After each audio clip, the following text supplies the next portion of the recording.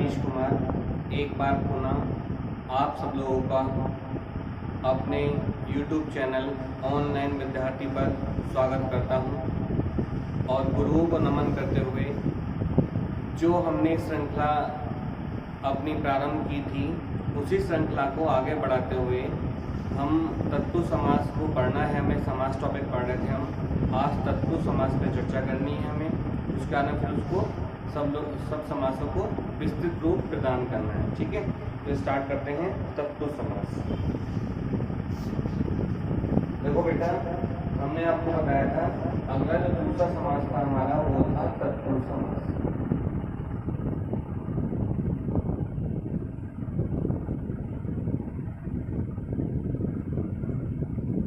ठीक है, इसमें हमने क्या बताया था कि हर समास में दो भाग होते हैं, पहला भाग दूसरा भाग।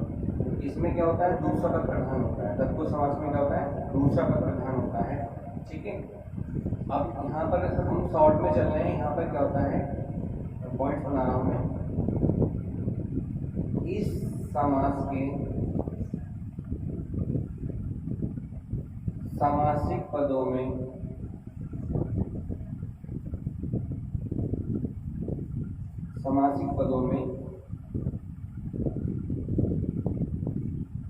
कारक चिन्ह छिपे रहते हैं।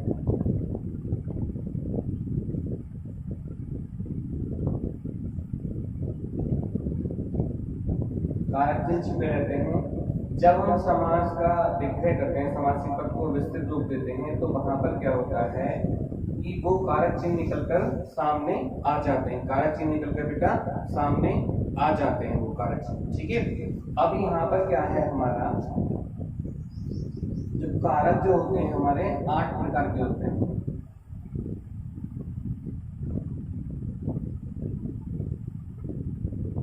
आठ प्रकार होते हैं। कर्ता, कर्म,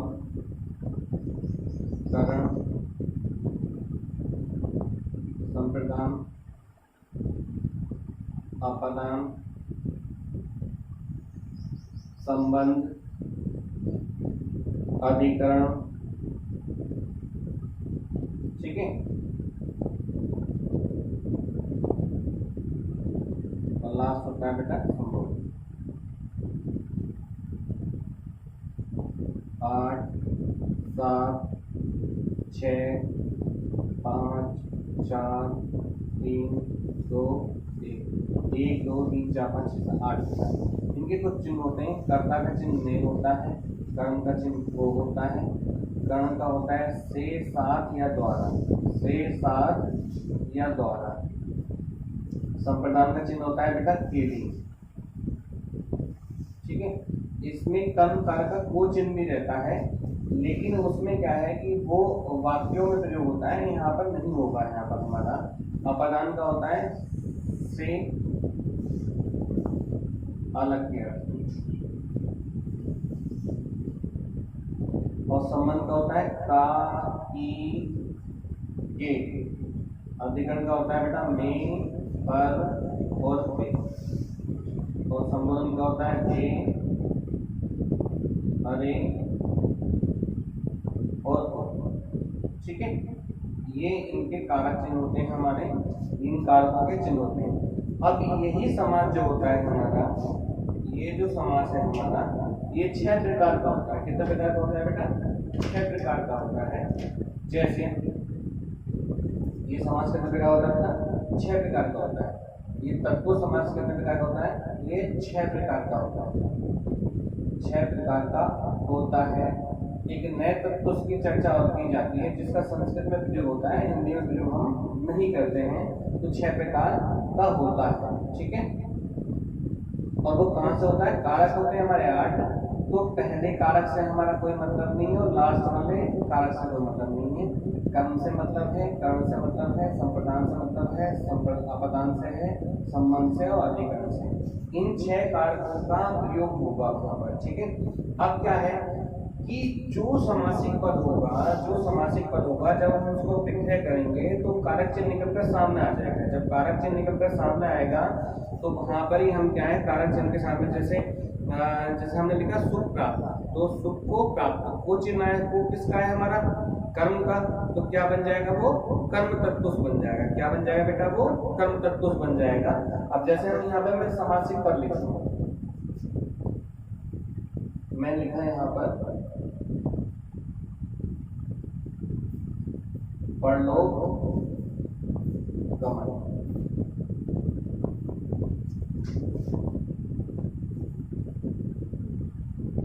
तो लिखा मैंने रस, फिर लिखा मैंने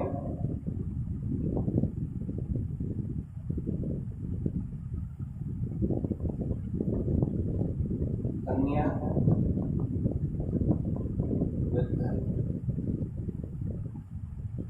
फिर लिखा मैंने यहाँ पर पाप,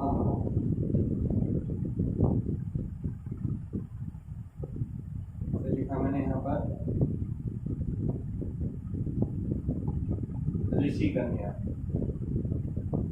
फिर लिखा मैंने यहाँ पर जलमग्न। क्या लिखा बेटा, जलमग्न।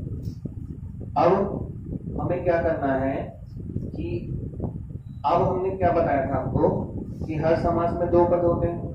हर समास में कितने पद होते हैं बेटा, दो पद होते हैं। तो इसमें क्या है, हमारा दूसरा वाला पद प्रधान है, ये दूसरा पद प्रधान है।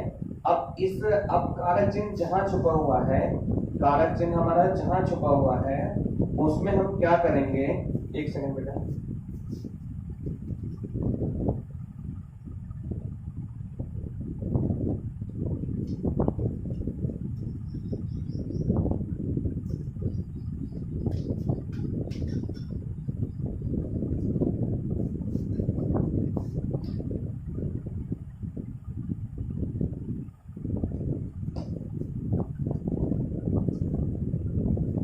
कारक चिन्ह आपका जहां छुपा हुआ है वो सामने निकल कर आ जाएगा। अब देखो हमें क्या है, हर समास के में दूसरे पद से क्वेश्चन को टॉप करना है। ये दूसरा पद हो गया है समास का, देखो ये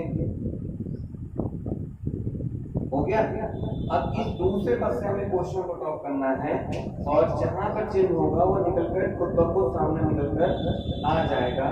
जैसे मैं कहूं कि गमन कहाँ पे कर रहे हो, गमन कहाँ कर रहे हो, तो कहाँ कर रहे हैं बेटा, परलोक को गमन, परलोक को गमन। ठीक है, भरा किससे है, रस से भरा। विद्यालय किसके लिए है, कन्याओं के लिए।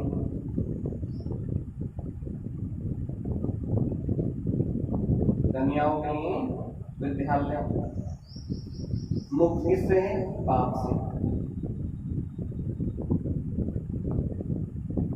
और कन्या किसकी है बेटा, ऋषि की कन्या।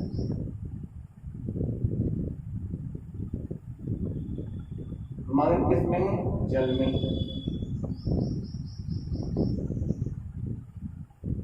ठीक है, अब यहां पर देखो, अब यहां पर आप देखो बेटा,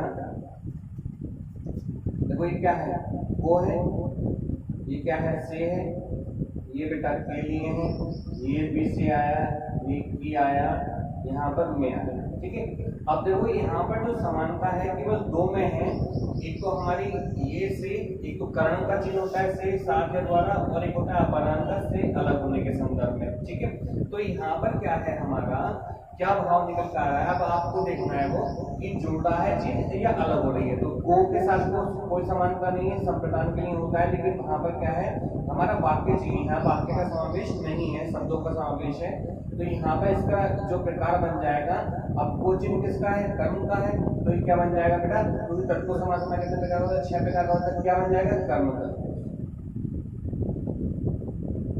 अब से देखो, से हमारा कर्ण में भी अपदान में भी। अब देखो यहाँ पे जोड़ रहा है, अलग हो रहा है, जोड़ रहा है ना, रस से भरा जुड़ी हुई चीज है, तो क्या बन जाएगा बेटा, ये कर्ण का।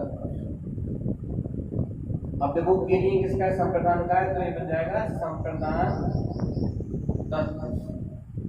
अब देखो से पाप से युक्त है या मुक्त है? मुक्त है ना, अलग हो रहा है, तो यहाँ पे क्या हो जाएगा बेटा, ये अपराध। अब देखो ये की शब्द है, की किसका है, हमारा संबंध का चिन्ह है, तो क्या आ जाएगा, ऋषि की गण।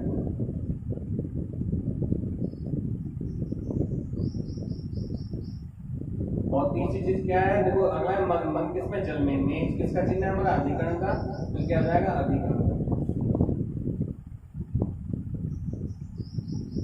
ठीक है, कितने भी शब्द हो सकते हैं आपके सामने, बहुत सारे शब्द हो सकते हैं, लेकिन वहां पर क्या है कि आपको दूसरे पद से क्वेश्चन पुट ऑफ करना है। दूसरे पद से जब आप क्वेश्चन पुट ऑफ करेंगे तो उसका भाव आपको वहां पर स्पष्ट दिखाई दे जाएगा। दूसरे भाव को आपको देखते हुए चलना है और वहां पर वो चीज आपके सामने निकल कर आ जाएगी। ठीक है, तो यहाँ पर हमने जो है तत्व समास को समझ लिया है। बहुत सारे हो सकते हैं, इसके बहुत सारे प्रकार हो सकते हैं, कम कर तो उसके जब विस्तृत रूप दूंगा आपको तब आपके सामने वहां पर आ जाएगा। ठीक है, इसका स्क्रीनशॉट लीजिए जल्दी से फटाफट।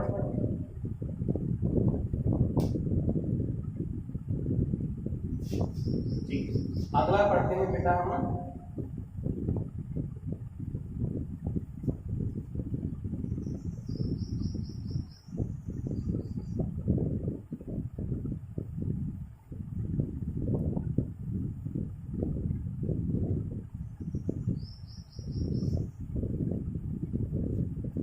नंबर 3 है बेटा हमारा कर्मधारय समास। नंबर 3 कर्मधारय समास।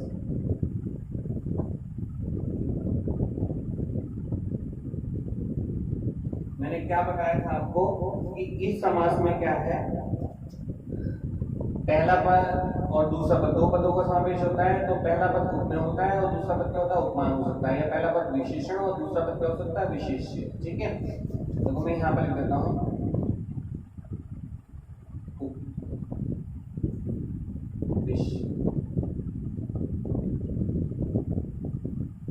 विशेष। ठीक है, दूसरी बात उपमेय और उपमान का समावेश होगा। देखो अलंकार हमने पढ़े थे, उपमा अलंकार पढ़ा था, तो मैंने क्या बताया था आपको, जहां पर उपमेय की तुलना उपमान से की जाती है, ठीक है, तो वहां पर क्या होता है, उपमा अलंकार होता है। अब उपमेय और उपमान, उपमेय क्या होता है, जिसकी तुलना की जाए, और उपमान क्या होता है, जिस लोक प्रसिद्ध वस्तु से तुलना की जाए उस चीज की। ठीक है, और वो चीज हमेशा प्राकृतिक होती है, देखना है यहाँ पर अभी हमें। उपमान जो होगा हमेशा सदैव प्राकृतिक ही होता है। ठीक है, देखो बेटा यहाँ पर समझो, मैंने यहाँ पर समासिक पद लिखा, मैंने लिखा तीर्थ सागर, तीर्थ सागर। फिर लिखा मैंने यहाँ पर महाकाव्य, फिर लिखा मैंने यहाँ पर कृष्ण सर, फिर लिखा मैंने यहाँ पर अंधविश्वास। ठीक है, और भी बहुत सारे शब्द हो सकते हैं। अब फिर लिखा मैंने यहाँ पर, ये जो है पहले वाले के अकॉर्डिंग चल रहे हैं हमारे, इस वाले के अकॉर्डिंग चल रहे हैं हमारे, इसको फर्स्ट देता हूँ मैं नंबर और इसको 2 नंबर। अब यहाँ पे 2 नंबर वाले यानी कि उपमेय उपमान वाले मैं लिख दूँ यहाँ पर लता दे,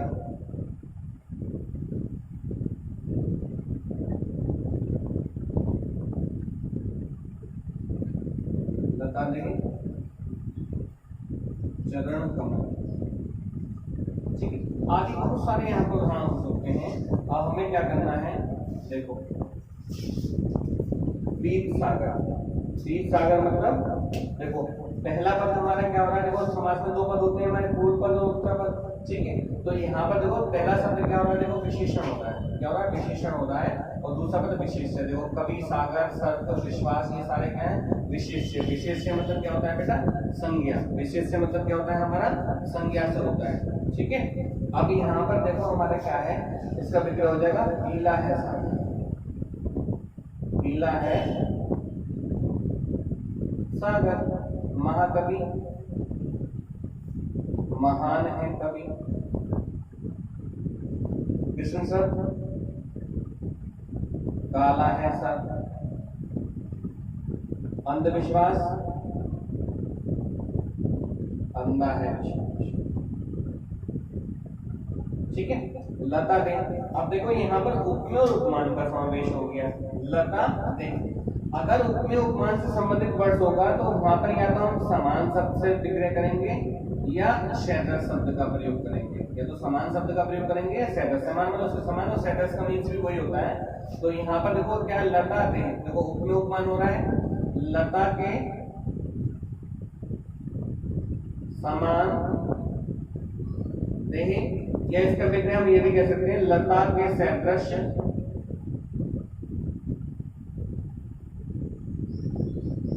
देह। चरण कमल, तो कमल के सैद्रश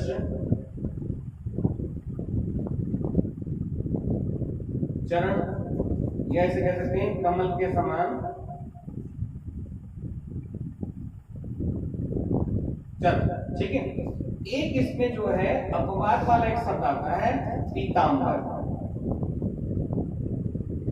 इस शब्द को देखो बेटा, पीतांबर। देखो यहाँ पर क्या है कि ये शब्द जो है दो समासों में रहता है, दो समासों में रहता है। क्यों रहता है, क्या उसका कारण है, उस पर मैं आज थोड़ी सी चर्चा आपके समक्ष करना चाह रहा हूँ। देखो क्या है, क्योंकि समास के लिए क्या है, दो पद चाहिए। समास के लिए बेटा क्या है, दो पदों का समावेश होना चाहिए। अब देखो इस शब्द को देखते हैं, हम यहाँ पर देखते हैं इसको पीतांबर। तो इस शब्द में जो संधि है वो है दीर्घ संधि। कौन संधि बेटा, दीर्घ संधि है शब्द। ठीक है, इसका विग्रह होगा पीत प्लस अंबर। ठीक है, अब पीत प्लस अंबर, देखो आ और आ मिलकर क्या बन जाता है हमारा, बड़ा बन जाता है, और बड़ा शब्द बन जाएगा हमारा पीतांबर। लेकिन ये पीत शब्द का मीन्स क्या होता है बेटा, पीला। पीत शब्द का मीन्स क्या होता है, पीला। और अंबर शब्द के श्रेष्ठ के कारण दो अर्थ हैं। अंबर शब्द के श्रेष्ठ के कारण दो अर्थ हैं। एक तो इसका अर्थ होता है बेटा आकाश, और एक होता है वस्त्र। ठीक है, दो अर्थ हैं अंबर शब्द के, एक तो आकाश और एक वस्त्र। जब इस शब्द का विग्रह, ये ध्यान रखना बेटा, महत्वपूर्ण बात है, इंपॉर्टेंट है, बहुत पूछा है। जब इस समास में आपसे इसका विग्रह दे रखा होगा पीला है आकाश,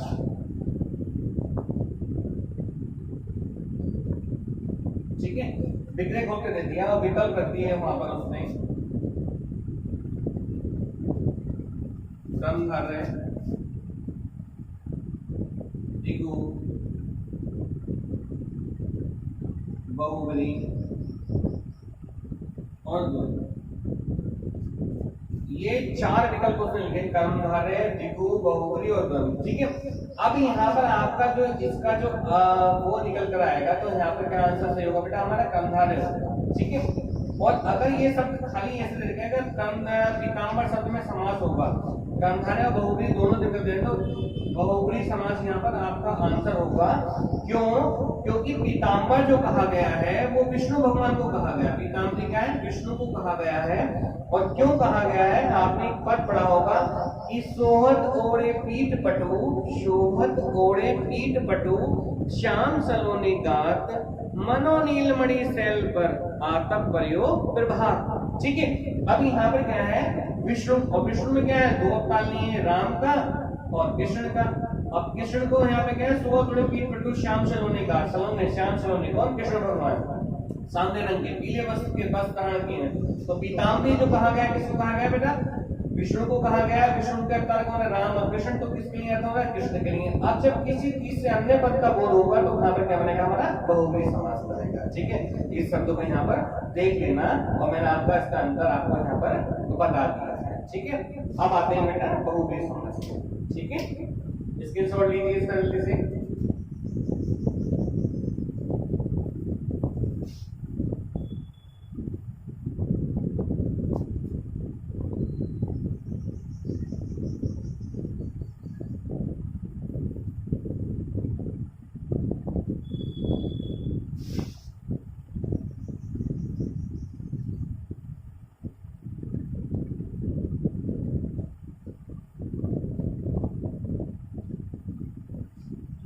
अगला है बेटा हमारा बहुब्रीहि समास। कौन सा है बेटा?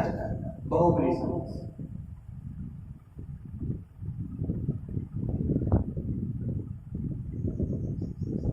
मैंने इसमें क्या बताया था आपको कि बहुब्रीहि समास में क्या होता है कि इसमें पहला पद और दूसरा पद दोनों पद मिलकर किसी तीसरे अन्य पद की विशेषता कराते हैं। पहला पद और दूसरा पद मिलकर किसी तीसरे अन्य पद की विशेषता कराते हैं, अन्य पद का बोध कराते हैं। पहला पद और दूसरा पद मिलकर किसी तीसरे या अन्य पद का बोध कराते हैं।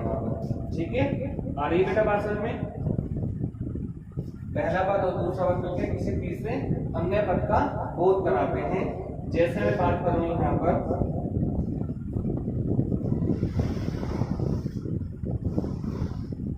देखो इस समास में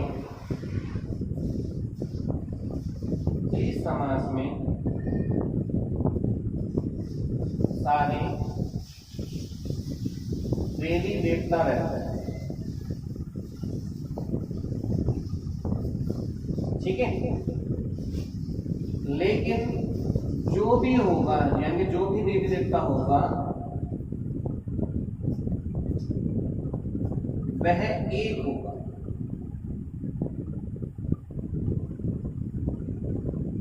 उसके समतुल्य कोई दूसरा नहीं होगा, वो अपने आप में क्या होगा? एक होगा। जो भी देवी देवता होगा एक होगा, उसके समतुल्य कोई दूसरा नहीं होगा।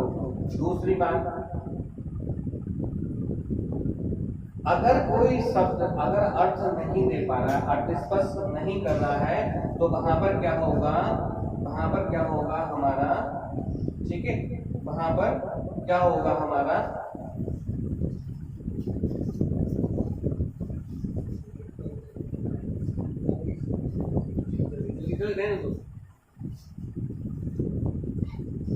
तो वहां पर क्या होगा हमारा? इस समाज में सारे देवी देवता रहते हैं, जो भी होगा वह एक होगा, उसके समतुल्य को दूसरा नहीं होगा। अगर कोई वर्ड समय परेशान कर रहा है तो वहां पर क्या है? हरदेव बहारी जी ने 4 शब्द दिए हैं। एक तो बाला, बाली, जो, जिस, जिसका, जिसके, जिसकी। ठीक है, इन शब्दों से उसका अर्थ स्पष्ट हो जाएगा और शब्द को वहां पर लगा के देखेंगे हम। ठीक है, अब यहाँ पर क्या है हमारा? रहना है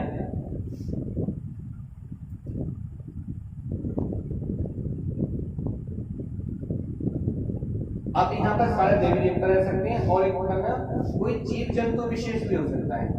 जीव जंतु विशेष भी हो सकता है।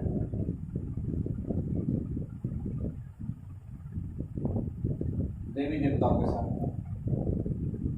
ठीक है, जैसे मैंने यहां पे लिखा लंबोदर, मैंने लिखा एक गणपति, मैंने लिखा मृत्युंजय, मैंने लिखा यहां पर मनोज। ठीक है,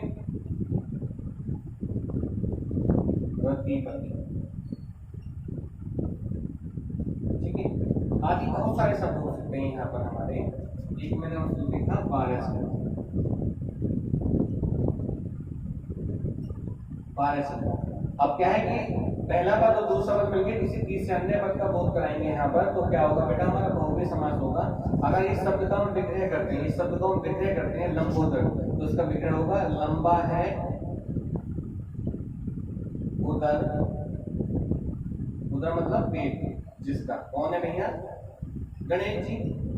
एक दंत, एक है दंत जिसका, एक है दंत जिसका, अर्थात कौन होगा भैया? ये भी गणेश जी। मृत्युंजय, मृत्यु को जीत लिया है जिसने, मृत्यु को जीत लिया है जिसने, अर्थात शिव। मनोज, मन से उत्पन्न होने वाला है। अर्थात कामदेव, रतिपति, रति के पति हैं जो, अर्थात कामदेव 12 सिंह, 12 हैं सिंह जिसके, अर्थात 12 सिंह।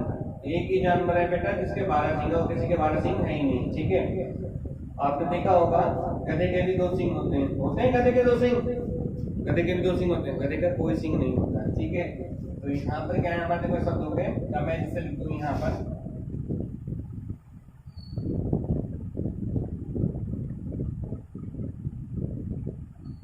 चक्रपाणी, चंद्रशेखर, चंद्रचूड़, चंद्रमौली, ठीक है, खगेश, बीणा पाणी,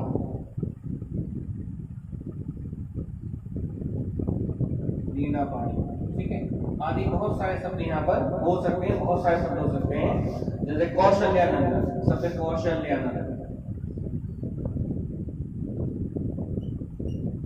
ठीक है। चक्रपाणी, चक्रपाणी मतलब हाथ, चक्र है हाथ में इसके अर्थात शिव, सॉरी चक्र है हाथ में इसके, पाणी मतलब हाथ में अर्थात विष्णु। चंद्रशेखर, चंद्र है जिसकी शिखा, शिखा मतलब चोटी पर अर्थात शिव। चंद्रचूड़, चंद्र है चूड़ा में होता है बाल, चंद्र है इसके बालों में अर्थात शिव। चंद्रमौली, मौली मतलब होता है मस्तक, चंद्र है जिसके मस्तक पर अर्थात शिव। खगेश, खगेश मतलब खग में से पक्षी, इस मतलब राजा, पक्षियों का राजा है जो, अर्थात गरुड़ पक्षी। बीणा पाणी, बीणा को हाथ में धारण करने वाली है जो, अर्थात सरस्वती जी। ऐसे कौशल्य नंदन, कौशल्या के नंदन है जो, अर्थात राम, ठीक है। तो ये और भी बहुत सारे शब्द यहाँ पर हो जाएंगे, इनको हम और फिर से देंगे अभी अगली क्लास में, ठीक है। अगला है हमारा, अगला है हमारा द्विगु समास।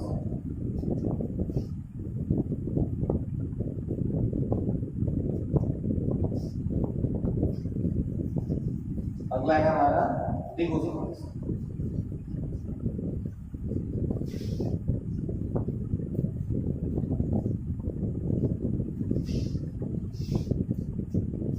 द्विगु समास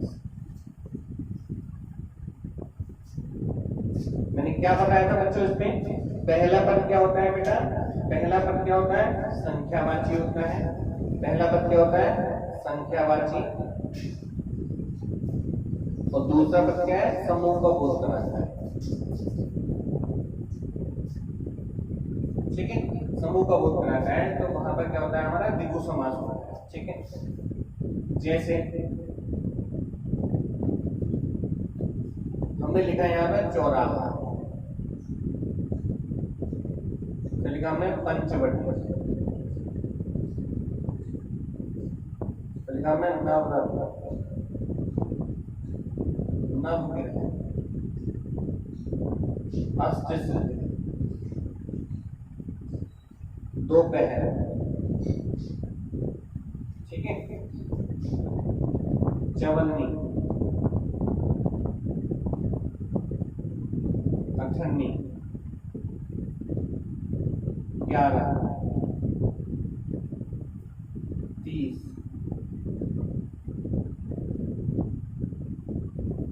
ठीक है। ये सब हम लिखेंगे। अब इनका हम विग्रह करते हैं। देखो पहला पद संख्यावाची हो रहा है, पहला पद संख्यावाची हो रहा है, पहला शब्द संख्यावाची हो रहा है, पहला पद संख्यावाची हो रहा है, देखो हो रहा है, ठीक है। तो यहाँ पर क्या है हमारा, क्या है, द्विगु समास है, ठीक है। लेकिन यहाँ पर देखना हमारा, ठीक है, एक साथ और लिख देता हूँ मैंने यहाँ पर,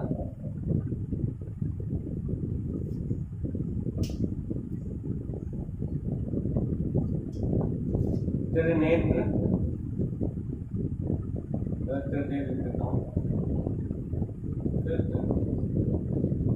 देखते हैं कट तो नहीं रहा सब,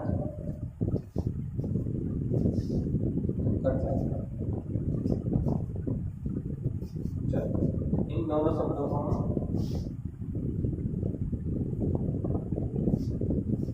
यहाँ लिया,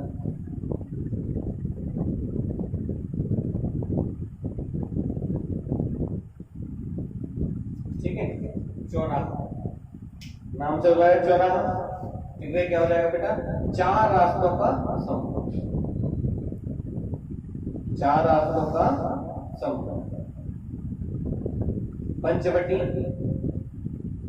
5 वट वृक्षों का समूह। नवरत्न 9 रत्नों का समूह। नवग्रह 9 ग्रहों का समूह।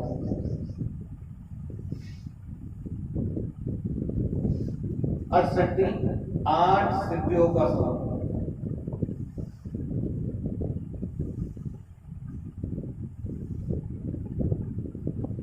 दोपहर 2 पहरों का समूह, 8 पहर होते हैं।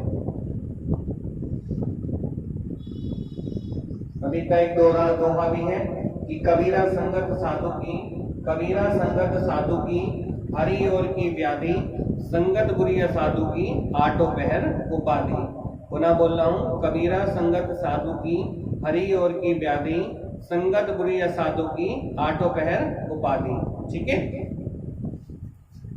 चवन्नी देखो, 1 रुपए में कितने आने होते हैं बेटा, 16 आने होते हैं। 1 रुपए में कितने आने होते हैं, 1 रुपए बराबर 16 आने, ठीक है।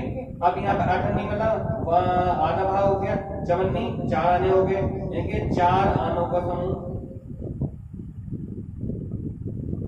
अठन्नी 8 आनों का समूह। 11, अब देखो 11, 30 इन शब्दों को देख लो यहाँ पर, उससे पहले त्रिनेत्र और त्रिदेव शब्द को देख लेते हैं, ठीक है। संख्या वाले शब्द को अभी एक्सप्लेन कर रहा हूँ, बता रहा हूँ यहाँ पर। एक महत्वपूर्ण बात है, नोट कर लेना, आपको कहीं नहीं मिलेगा ये बेटा, विशेष वो है, विशेष वर्ड्स। देखो त्रिनेत्र और त्रिदेव, जो पहला पर संख्यावाची हो रहा है। अब ये नहीं कि साहब आप सोचे कि हर चमकती सोना हो जाएगी, पीतल भी होता है, ये दुनिया पीतल दी, सुना है आपने, ये दुनिया पीतल दी, सोना नहीं होता, हर चमकती सोना हो जाएगा। आप सोचे के साथ संख्यावाची शब्द है तो उसमें द्विगु समास हो जाएगा, कदापि नहीं होगा, ठीक है। वहां पर उसकी कुछ अपनी कंडीशन होती है कि हाँ क्या, क्योंकि समास 2 पदों से मिलकर बनना है, तो हमें दूसरे पद को भी देख लेना चाहिए। अब देखो त्रिनेत्र, अब देखो पहला पद संख्यावाची हो रहा है, ठीक है, लेकिन क्या त्रिनेत्र, 3 है नेत्र जिसके, 3 नेत्रों वाला, 3 नेत्र वाला कौन है भैया, किसके 3 नेत्र हैं, शिव के, और किसी के है ही नहीं, ठीक है। तो यहाँ पर क्या हो जाएगा हमारा, ये बहुब्रीहि समास हो जाएगा। कौन सा हो जाएगा, बहुब्रीहि समास। और यहाँ पे त्रिदेव 3 देवताओं का समूह, देखो यहाँ समूह है, 3 देवताओं का समूह, इसमें ब्रह्मा, विष्णु और महेश का समावेश होता है। ब्रह्मा, विष्णु, महेश, 3 देवताओं का समूह, ठीक है। अब हम संख्याओं की बात कर लेते हैं बेटा, ये ध्यान रख लेना। 1 2 3 4 5 6 7 8 9 10 11 12, ठीक है। यहाँ पर ऐसे क्या लिखा हमने, 21, कितना आगे बेटा यहाँ पर हमारा, ठीक है। यही तरह से आगे तक ऐसे ही चलता रहेगा हमारा। अब यहाँ पर हमें क्या देखना है कि आप लोग जो है इनको थोड़ा अच्छे से देखो कि बेटा 1 से लेकर 9 तक की संख्याओं में, 1 से लेकर 9 तक की संख्याओं में हमारा कोई समास नहीं होगा। 1 से लेकर 9 तक की संख्याओं में कोई समास नहीं होता, क्योंकि समास के लिए हमें 2 पद चाहिए। समास के लिए क्या चाहिए, हमें 2 पद चाहिए। तो 1 से लेकर 9 तक की संख्याओं में कोई समास नहीं हो सकता, ये किसी के साथ में जुड़ सकता है। जैसे देखो 3 शब्द आया, 3 शब्द जुड़ा हुआ है, जुड़ सकता है। 8 शब्द आ गया तो जुड़ सकता है कि शब्द है, लेकिन दूसरा पद भी चाहिए। लेकिन आपसे पूछे कि केवल संख्याओं के लिए, केवल संख्याओं के लिए बात कर रहा हूं मैं, संख्याओं में क्या समास होगा, ठीक है, तब उसके लिए है। तो 1 से लेकर 9 तक की संख्याओं में कोई समास नहीं होगा। जैसे ही संख्या 10 बन जाएगी, जैसे ही संख्या 10 बन जाएगी, तो 10 क्या बन गया, एक समूह बन गया। तो यहाँ पे क्या हो जाएगा बेटा, 10 समूह, ठीक है, 10 हमारा समूह बन गया। तो 30 में यहाँ पर क्या हो जाएगा हमारा, क्या हो जाएगा, समूह क्या हो जाएगा, द्विगु समास। क्या हो जाएगा, द्विगु समास हो जाएगा। और 11, अब देखो यहाँ पे 11 से 19 तक की संख्या, 11 से 19 तक की संख्याओं में कौन समास होगा, 10 और 1 11, 11 और 1 12। तो यहाँ पर क्या हो जाएगा समय बेटा, द्वंद्व समास हो जाएगा। फिर क्या हो जाएगा, द्वंद्व समास हो जाएगा। ऐसी जैसे संख्या 20 बनेगी, 20 में फिर कौन सा बन जाएगा हमारा, यहाँ पर मैं 20 लिख दूं, 20 में कौन समास बन जाएगा, द्विगु समास बन जाएगा। 30 में भी हमारा क्या बन जाएगा, द्विगु समास बन जाएगा। द्विगु समास बन गया है, ठीक है। ये भी क्या बन जाएगा बेटा, द्विगु समास बन जाएगा, ठीक है। ये भी देखो, ये भी देखो। अब इसके बीच में फिर यहाँ पर फिर 30 का 31 41 49 तक 49 तक क्या बनेगा, 49 तक 49 तक क्या बनेगा हमारा सब में द्वंद्व समास बनेगा। जैसी संख्या हमारी फिर 40 बन जाएगी, 40 बन जाएगी या 39 बनेगी या 50 बनेगी, जो भी बनेगी 50 हो 40 हो, वहां पर सब में क्या होगा बेटा, आपका द्विगु समास होगा। सीधा समझना है कि जिस संख्या के लास्ट में हमारा 0 लगा हुआ होगा, 0 लगा हुआ होगा, दहाई का अंक लगा हुआ होगा, तो वहां पर क्या होगा, ये संख्या हमारी आगे तक, बहुत आगे तक जा सकती है। और जहां पे 0 लगा हो तो वहां पर समय क्या होगा हमारा, द्विगु समास, ठीक है। और उसके बीच कितनी संख्या होंगी, तो द्विगु समास होगा। 1 से लेकर 9 तक की संख्याओं में कोई समास नहीं होगा। 1 से लेकर 9 तक की संख्या में कोई समास नहीं होगा। जिसके आगे 0 लगा हुआ होगा वहां द्विगु समास होगा। और उसके बीच की जो संख्या होंगी, उसके बीच की जो संख्या होंगी, उन सब में क्या होगा बेटा, हमारा द्वंद्व समास होगा, ठीक है। उसके बीच में क्या होगा, द्वंद्व समास होगा, ठीक है। आगे बढ़ते हैं, द्वंद्व समास।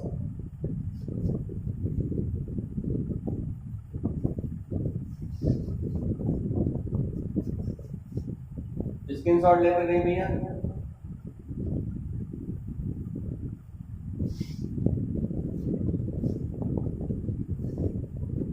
ये चीज आपको कहीं नहीं मिलेगी बेटा, यहीं पे मिल रही है। इसको ध्यान करते रहो। ऐसा ही वाले बिल्कुल अपने ध्यान में रखें, बिल्कुल ऐसा ही वाले बहुत शब्द हैं, ऐसे शब्द जो घुमा देंगे आपको, शब्द वो ही होगा। और देखो एक चीज ध्यान रखना, परीक्षा में आपसे जो क्वेश्चन पटा होगा वो ऐसा होता है, व्यवहारगत होता है, जिसको आप दिमाग उपयोग करते हैं, ठीक है। और वहीं पर आप जो है क्या, गच्चा खा जाएंगे, ठीक है। तो ध्यान रखना है कि जो व्यवहारगत चीज है उन चीज को अच्छे तरीके से कंठस्थीकरण करते हुए आपको चलना है, ठीक है।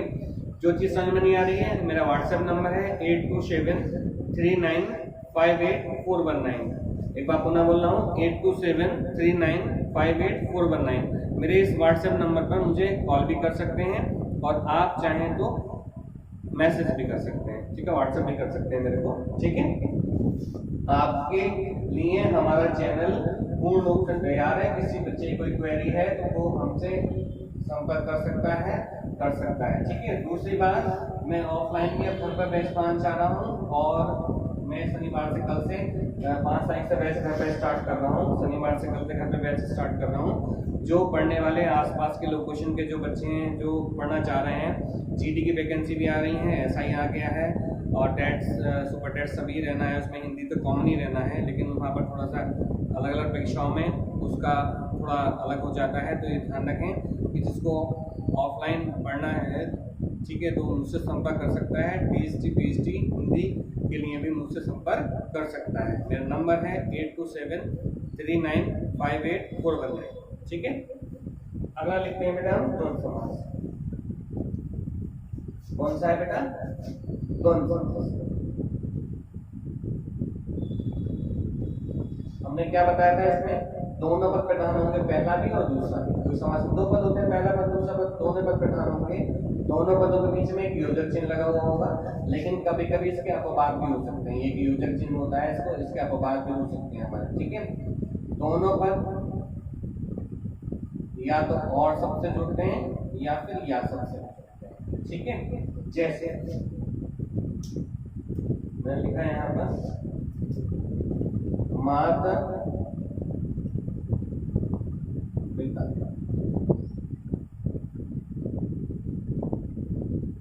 दाल भात, कप प्लेट, अध्यापक अध्यापक, ठीक है। आए गए,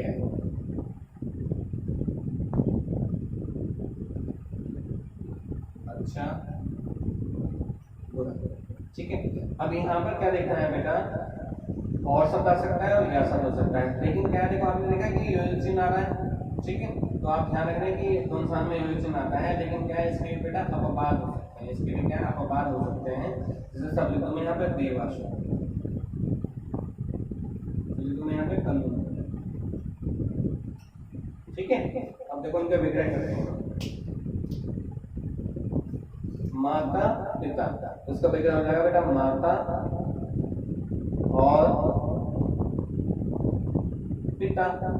दाल भात, दाल और भात। कपलेट, कप और प्लेट। अध्यापक अध्यापिका, अध्यापक और अध्यापिका, ठीक है। अब देखो आय व्यय, या तो आय होगा या व्यय होगा, दोनों एक साथ नहीं होगा, या शब्द आएगा आय या व्यय। ऐसे अच्छा या बुरा, कोई देखिए अच्छा हो सकता है या बुरा हो सकता है, दोनों नहीं हो सकता, अच्छा या बुरा। अब देखो देव और देखो यहाँ पे योजक चिन्ह गायब हो गया है, ठीक है। तो इसका देव और असुर, कंदमूल, कंद और भी बहुत सारे शब्द हैं। और देखो एक चीज समझो, यहाँ पर क्या था हमारा 11, 12, 13, ठीक है, 31, 51,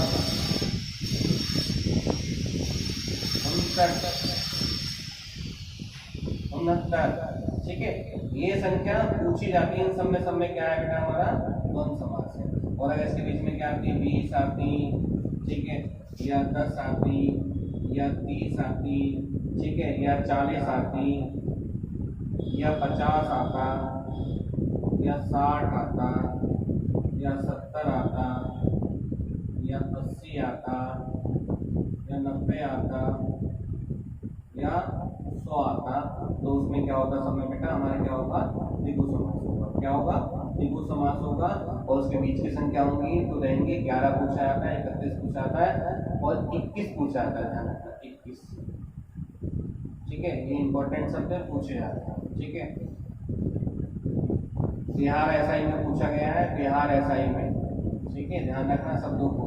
गत परीक्षाओं के प्रश्न बहुत पूछे जाते हैं, ठीक है। अच्छे से पढ़ो, ठीक से देखो, ठीक है। और यहीं पे मैं अब अपनी बात को कर रहा हूँ, मैं फिर पुनः एक बार आपसे बता रहा हूँ कि अगर जो बच्चे मुझसे ऑफलाइन भी पढ़ना चाह रहे हैं, मैं खुशालपुर मदाद में रहता हूँ, मदाद मेरा होम डिस्ट्रिक्ट है।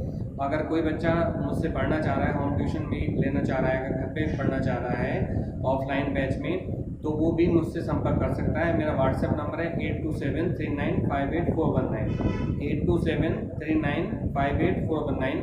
5 जून से बैच स्टार्ट हो गया है, लेकिन कोविड गाइडलाइन का पालन करते हुए आपको आना है, ठीक है। कोविड गाइडलाइन का पालन करते हुए आपको आना है। मास्क, सैनिटाइजर अपना साथ में लेकर आना है, ठीक है। और 7 बजे से के बाद से मतलब बैच का हम स्टार्ट करेंगे। सुबह मॉर्निंग में 8 बजे का समय रखेंगे, 7 बजे का समय रखेंगे। जो पास वाले बच्चे हैं वो 7 बजे से आ जाएंगे, जो दूर वाले बच्चे हैं वो 8 बजे से आ जाएंगे, ठीक है। दूसरा क्या है कि आप लोगों को TST PST Hindi, NBS, KBS और माध्यमिक वाले की अगर आपको जरूरत है पढ़ना, साहित्य पढ़ना है आपको, तो साहित्य के लिए भी आप हमारे चैनल से संपर्क कर सकते हैं या मुझसे पर्सनल संपर्क कर सकते हैं, ठीक है। बिल्कुल पढ़ना हो और 101% यानी कि निश्चित सफलता आप लोगों को उपलब्ध दी जाएगी, ठीक है। ये हमारा चैनल का और हम लोगों का पूरा प्रण है और उस प्रण पर हम खड़ा उतरेंगे बिल्कुल। आपको निसंकोच होकर हमारे चैनल को ज्वाइन करिए, ज़्यादा से ज़्यादा लाइक और ज़्यादा से ज़्यादा सब्सक्राइब करिए, जिससे हम और जन जन तक हम पहुंच सकें, गरीब बच्चों तक हमारा चैनल पहुंचे, जिससे बच्चा जो नहीं पढ़ सकता है या जो नहीं कर सकता है तो यहाँ पर हमारे चैनल को ज्वाइन कर ले और वहाँ पर उसको निःशुल्क वीडियो उपलब्ध हैं वो देखता रहे। और वो मेन उद्देश्य क्या है बेटा, आपको नौकरी लेना। आप जो है निश्चित रूप से नौकरी लें, ठीक है। जो गरीब आर्थिक बच्चे हैं उन लोगों की हमारे चैनल के द्वारा मदद की जाती है, ठीक है। उनको नोट्स या कोई और चीज़ की आवश्यकता है तो वो भी उपलब्ध कराया जाता है, ठीक है। तो आप पढ़ें, जब आप पढ़ेंगे देश आगे बढ़ेगा, समाज आगे बढ़ेगा। ठीक है, तो आप पढ़ें, मेहनत से पढ़ें। हमारी जो भी कोई जरूरत हो आपकी, कभी भी आपको जरूरत है हमसे ज्ञान संबंधित, किताब से संबंधित, कॉपी से संबंधित, तो हम उसके लिए भी तत्पर है। ठीक है, जय हिंद, जय भारत।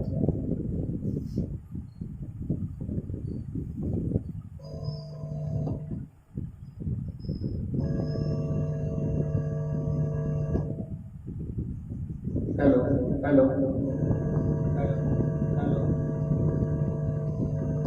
हेलो हेलो हेलो, मैं अवनीश कुमार।